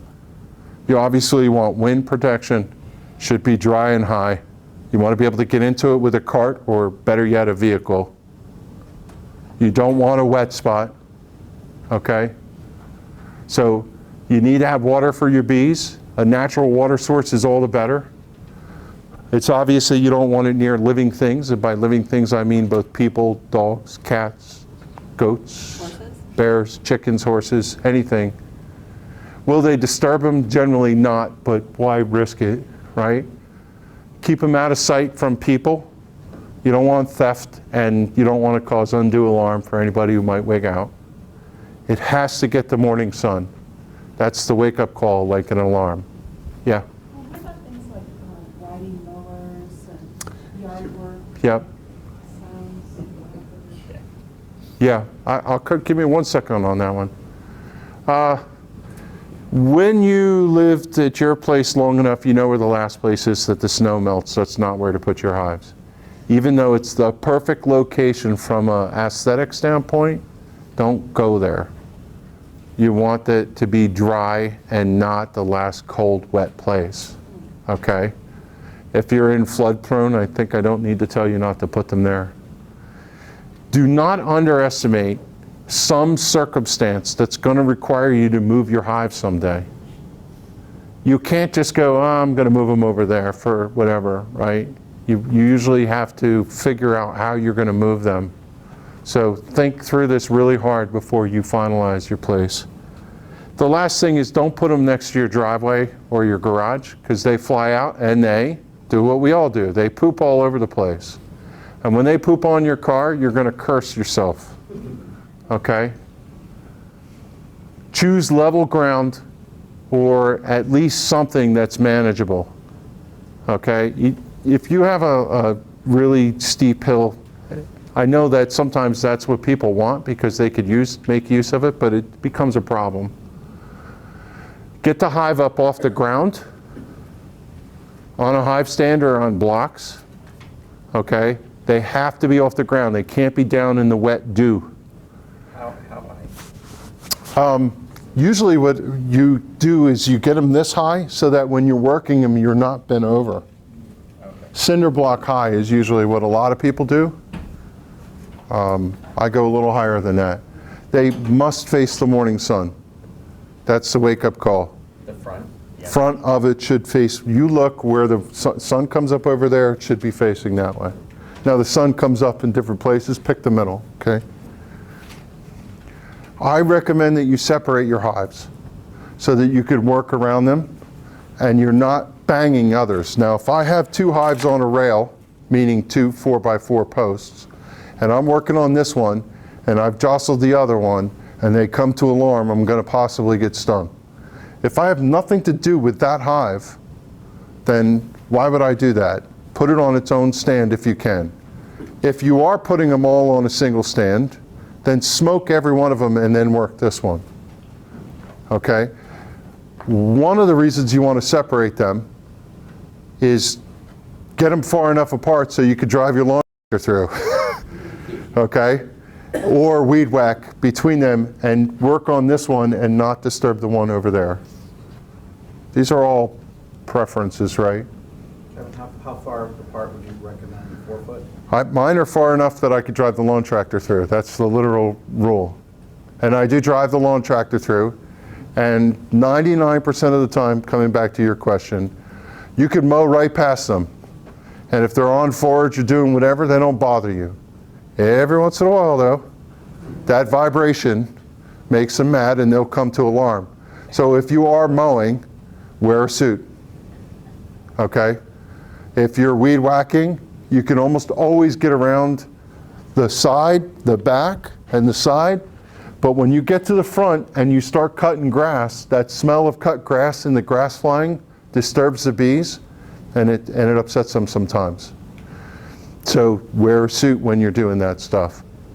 You're talking like right around it. What if you're like 3-4 feet. Again, it's your, I have gone out many times last summer and just mowed my entire yard. But I have someone else coming in to mow. I don't want them mowing 4 feet away from me, getting stung. Yeah, my suggestion would be, this is a hard one to answer, right, because there's a liability. You should take care of your own yard would be my recommendation. If you want to make sure that somebody's not getting stung, or give them a bee suit, right? But the other thing is, while you're driving and you have your hands on, your hands are exposed, they're going to sting your hands too, right? I don't know, anybody want to offer any? Yeah, it really depends on the time of year. Okay, in the beginning of the year, when there's a lot of food around and the bees are out collecting nectar and pollen, they're usually in a pretty good mood and they won't bother you. But when you get into the middle of the summer and into the fall, where there's not a lot of food around and they're very protective of what they have, you'll see that they're different. Your really nice, friendly bees that you had in the spring are now kamikazes and they're coming after you. Yeah. So, depends on the time of year. Is there any harm in just letting the grass grow in a certain area around them? Let me tell you what I also do. I go out with clippers, hand clippers, and I clip the grass in front of the hive, and then I mow areas around. I mean, there's ways to do this without disturbing them. What's a safe distance around it where They're, dogs, kids, this is mower, is you know, I know it's a liability question, but just like, Yeah. sort of put it in a spot, like, what's that distance? usually like from me to the back of the room, they're not going to bother you when you get that far away. But again, like I said, sometimes those guards are patrolling that area and you're going to get whacked. Anytime you're in front of the hive, you're asking for it. You're in their flight You're in path. their flight path. That's what that You want to means. stay away from the front of Yeah. the hive as much as you can. Let me get her You've gotta first. go there to mow and to weed whack, but, you know, it really. Ida, can you make a note and we'll have to go look more on this topic. It depends on the time of year and the bees. There's no, Watch the flight path sometimes. there's no answer. This is another way to mitigate it. I went to Home Depot and bought carpet, like front of the house, wipe your feet carpet, and I put it underneath my hive stands. I put that material underneath and the grass can't grow through the rubber. So that area, I don't have grass problems. And then on its fringe, I can do it. So that's another thing. But you can gravel your yard and do all those other things. She yelled at me, but I was going to take this old carpet and put it out in the hole, like a house carpet. But that was a little too extreme. I had a question. I'm sorry, I was just going to comment on the guy that has somebody coming in. I had the same thing. I called him up. I was worried about it. He comes out every year. Hey man, by the way, I'm getting bees. He goes, oh, I got 3 or 4 other customers that had it. So a lot of times it's common around and Yeah. they're used to it. They're not, he wasn't worried at all. Yeah, have a discussion with them and see what they do. You had a question earlier? Probably forgot it. No, I had asked if there's any harm in just letting the grass grow. Yeah, no, I was going to plant no harm in that. bee forage and maybe Yeah. flowers and stuff around that area. Okay. You all don't look like you're fidgeting, even though it's closing in on 1 o'clock. So this is where there's not a lot of discussion. This is me just telling you what's going to happen next. Okay. The annual plan. We'll give you something like this. Do this activity. These aren't real, by the way. I made these up, so don't write them down, right? But this is a sample, right? Do this, do that, do this, do that. We'll give you a list. It'll be a guide. This guide will literally change as the year goes in case we need to adjust accordingly depending on what happens. Along with this will be what we want you to do or what you should be doing practically. Like, we want you to install your bees. Then the logical thing is you have to go make sure your queen got out. Then the logical thing is you have to go make sure that your hive is building out. And then once the hive fills the box, you need to put another box on top, right? We'll give you the guidelines of when these things should be occurring. That way you're going, well, I should be seeing this and I am or I'm not, right? And everybody's experience will be different. But we'll have a basic, this is what you should see. And we're also going to give you a secondary thing about taking care of varroa mite, which will be a big topic for us, okay? We want you to get very zen with this. You have to keep notes. you're never going to remember what you did. And when we come back and ask you what's going on, we don't want you thinking, well, I kind of didn't. Please, keep a journal. I don't care how you do it. We want you, and we will tell you, take the date, time, temperature, things that are going on. What did you go out there for? What did you do? And what happened while you were there? Fundamental, not hard to do. We have forms too that we can give you that you could use, or you can make up your own, doesn't matter. I know people who, I brought one, but it doesn't matter, a book, right, that you just have the book that you use to go out, and you got to name your hives so you know which one you're talking about.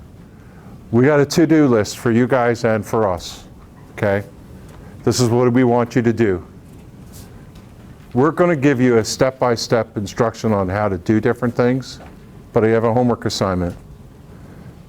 I don't know if you saw the email that Ida sent. This was attached to it.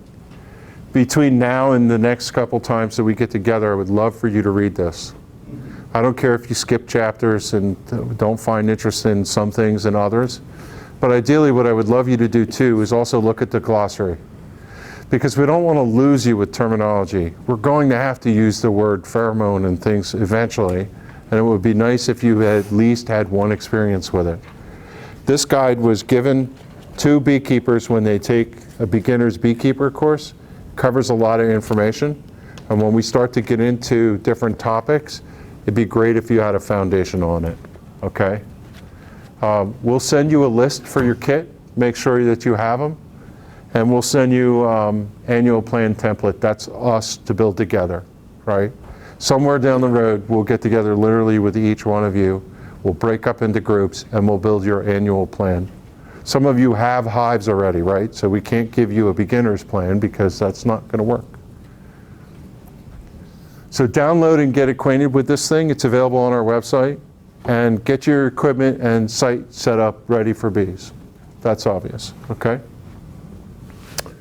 I don't know if you want me to take time. Let me just skip through something. Yeah, that's it. I brought this. I could take 2 minutes to talk about this. I want you to see it, and also we'll give you a resource. A lot of you are getting packages, so I want you to know how this works. I'll change one thing real quick.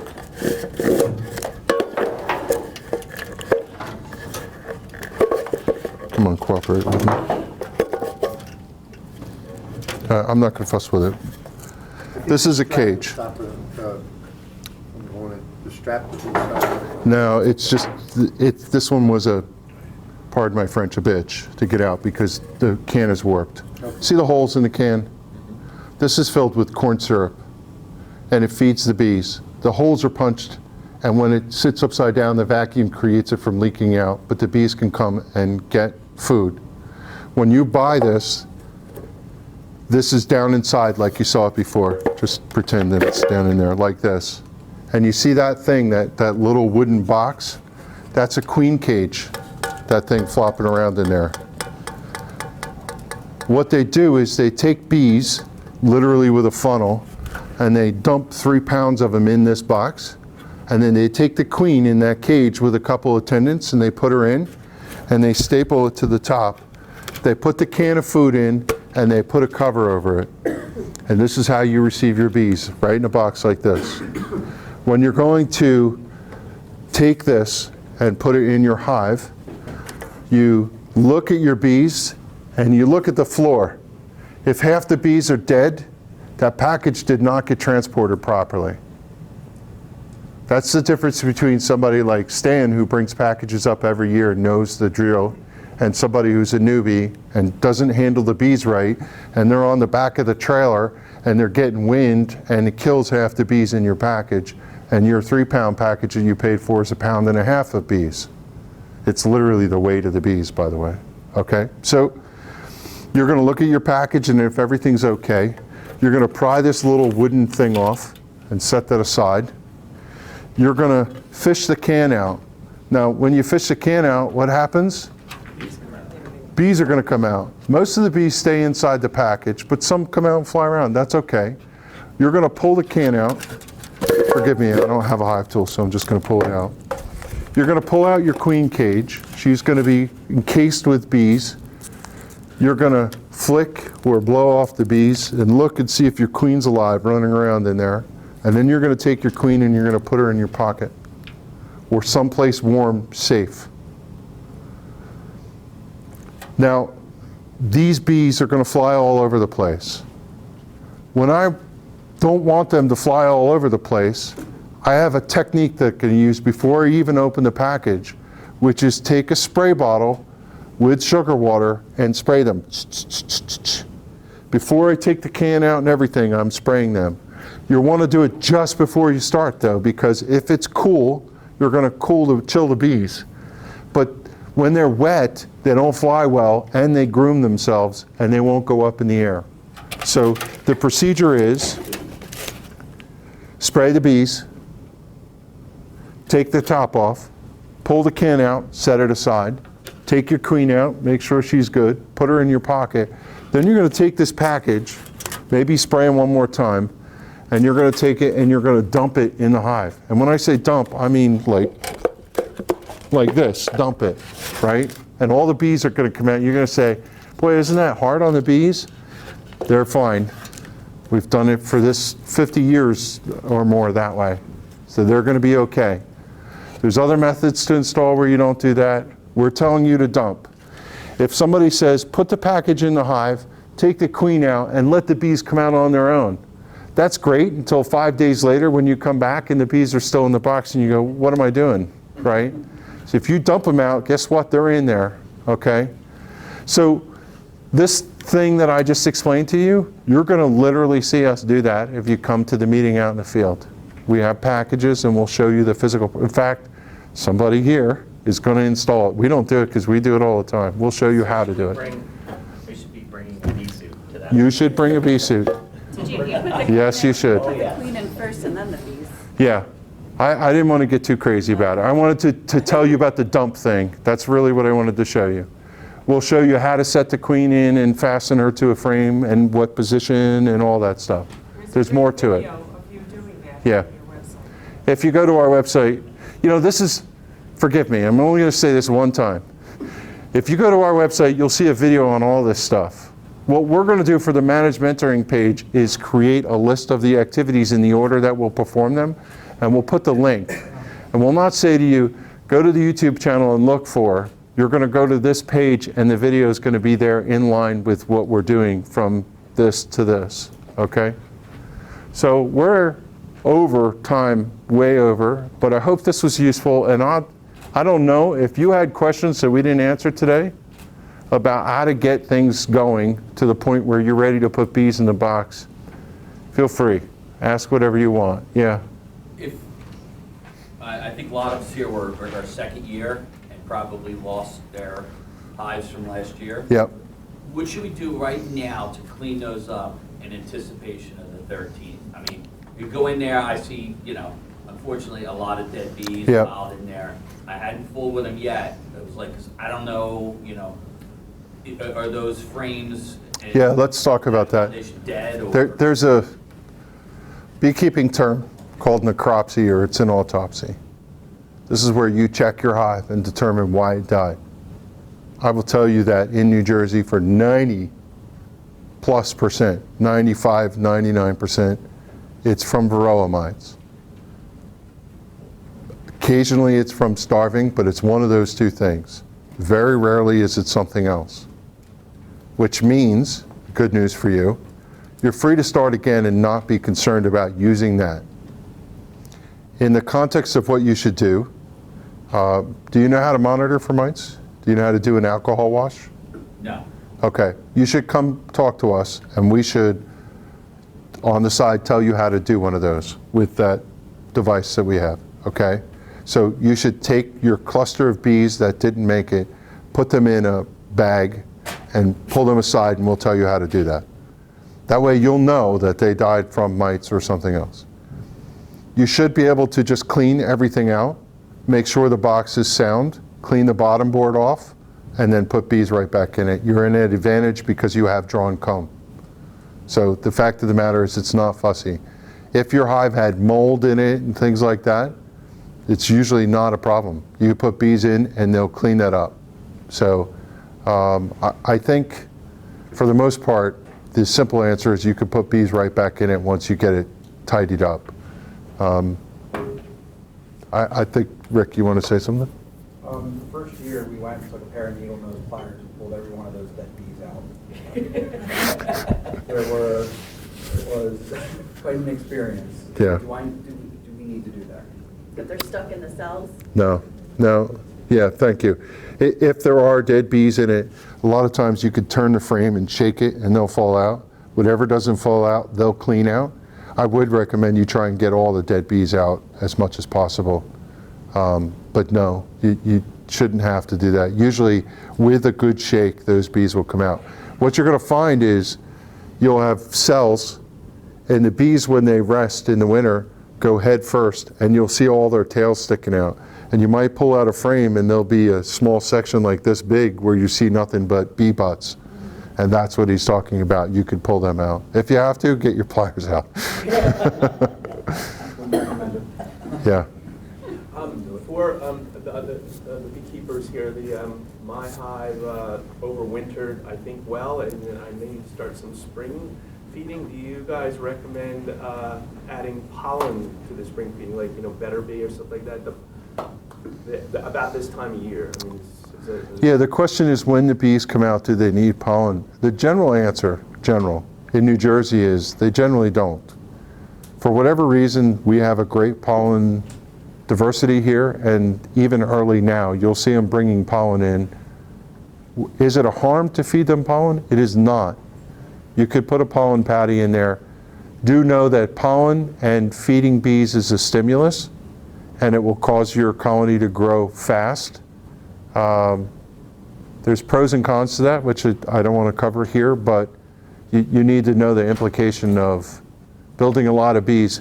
The one thing that I'll just share with you is, if you build a huge amount of bees, and then it gets cold, and the colony contracts back, all those bees that are not covered are going to die. So there's a rule of thumb of whether you want to stimulate your bees and take that risk early, because if they do get that, then it sets them back when you were trying to set them forward. The general answer is you don't have to do pollen patties in New Jersey. You can if you want, but you don't have to. Yeah. I had the same. I had 2 hives that I started last year, and all the bees are dead. And I had in one hive the bees weren't in there. The other hive, they're all on the bottom. In the hive that they're all on the bottom, I had this milky white stuff, so I was just going to reuse everything. And maybe I made a mistake, but I left the supers on. That was suggested to me so that they have honey, because they were full of honey. Yeah.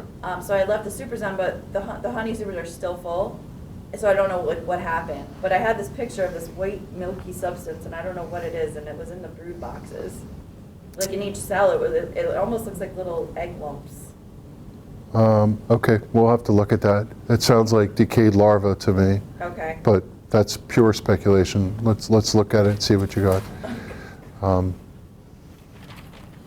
So let's talk about honey too. So if you do have... Yeah, okay. I'll come talk to you after and let you know what that is. Okay?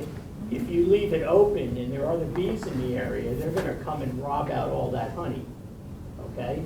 So if you want to keep that honey so that you can feed it to your bees this year, you either need to keep the hive closed so no other bees can get in there, or take the honey frames out and freeze them, because that will kill any wax moth larvae and anything disease that's on there, and then put them in something that's airtight so that the moths can't get in. You understand what I'm saying? If you want to use those frames of honey, if you leave them and the hive is open, the other bees are going to steal it and you're going to lose it all. So if you want to keep it, freeze it first, and then put it either in a big bag that's sealed or in a tote, and you can use that to feed back to your new bees, and that'll give them a pretty good head start. I put mine in the fridge, and then I was told never put them in the fridge, because I didn't have space in my freezer. So then I took them out, back out of the fridge, and then I just I cleaned everything off, I put them back, and I taped them, like sealed them shut, and I just, because I didn't have any freezer space, so hopefully that's okay for the next couple of weeks. So what you're really concerned about is wax moths. Wax moths can't develop at under 40 degrees. We have a good solid freeze. If they've been out all winter and they've been frozen, the wax moth larvae. And we did have a good winter. The eggs are dead. Being outside all winter and just leaving them out would have been good enough. Yes. Yeah, once you get to that first frost and it stays cold, you don't have a wax moth problem till probably about mid-May is my guess. Then you need to start protecting your stuff, right?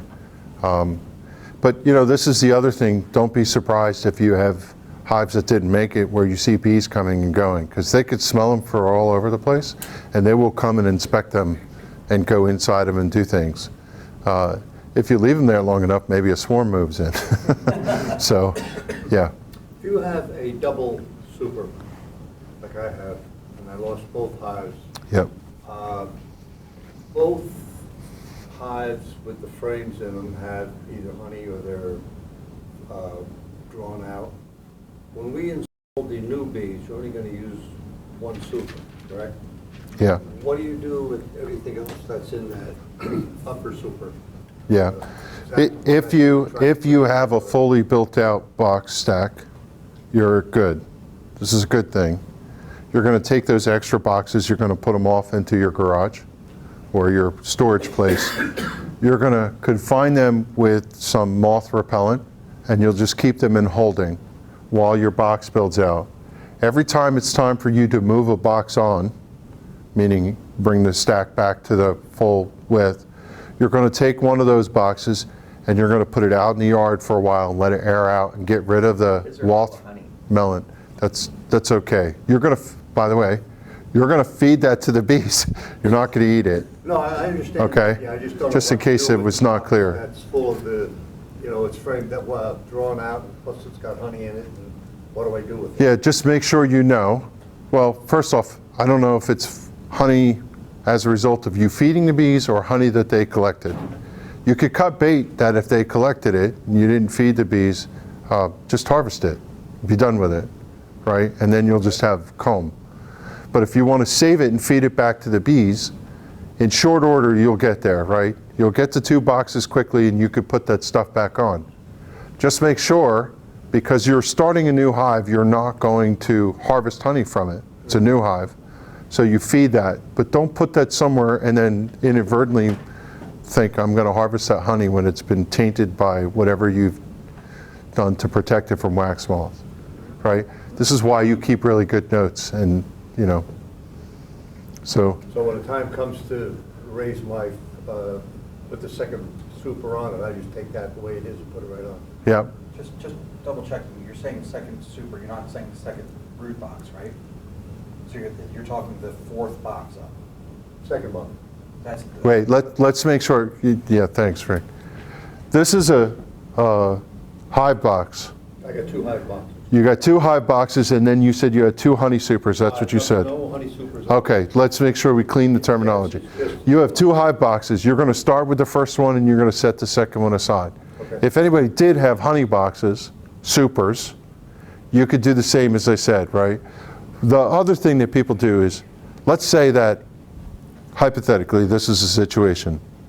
I have a full-size box, and I have a medium honey super with honey in it, and my hive didn't make it through the winter. I'm going to start with a package. I'm going to leave the first hive box on the bottom board and put a roof on it and put bees in it. Now I'm left with a second hive box and a hive super medium with honey in it.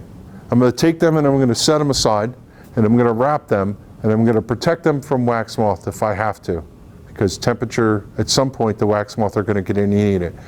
The one thing, sorry, this is a little too detailed, but wax moth go after comb where bees were raised. They generally don't eat honey comb that just had honey in it, as an aside. That's not important right now. I'm going to protect these 2 boxes. I'm going to build my first box. When they get all 12 frames, I'm going to go over here, a couple days before, I'm going to pull that deep, full-size box, and I'm going to sit it out in the yard in the sun, and I'm going to let it air out so that whatever chemicals were in there from preventing wax moth do not taint my comb. I need it to air out. And then I'm going to take that and I'm going to put it on top of my stack. I still have my honey box over here. Now, if you're taking care of these bees, you're feeding them. You have two choices. You could keep feeding them the sugar way, or you can go, I have food right there. I'm going to take this thing out when I take the other one out, and I'm going to air it out. And now I have the box that I put on top for them to expand and a refrigerator, basically, like a free food supply for them to eat, and they can eat all that out. Okay? Okay.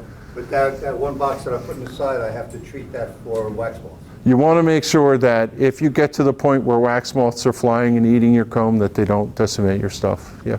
Are you assuming that there's no like half full cells of honey and pollen and? Even if there is, it's okay. You could put it right on. Yeah, you could do that. And what do you use? Moth? You go, repellent is called. if you want to protect your stuff, you go to a beekeeping supply and you buy stuff to protect against wax moth. So I can't buy mothballs. Do not go buy wax. Yeah, listen, don't go down to Home Depot because it's cheaper, because the chemicals in that stuff may be the wrong kind. They are. Take it from the voice of experience. Yeah. It is the wrong. You want to buy it from here, because then you know you got the right one. Okay? We're pretty much done, but listen, I'm going to keep harvesting these questions so we answer them for next time. So keep going if you want. What other questions? I had cedar boxes, one of my hives, and I got a bunch of linseed oil from my aunts, and I didn't know if maybe I could use that instead of painting them. Yep. I see you guys. Thank you for coming. Look, anybody that wants to leave, you're free to go. We will give you an email with next steps. And thank you for coming. We really appreciate you coming, everybody. I have cedar boxes, and I painted them with linseed. Perfectly fine. They smell forever, and it takes a long time for linseed to dry. So, That's a long time. like weeks, 2 weeks. Yeah, yeah. You got to get them out in the sun. Mine took forever to dry when it was cool. Thanks everybody for coming. If you have questions, just come on up. I'll keep answering until you all leave. It was really very, very helpful. Thank you. Looking forward to it. Appreciate it.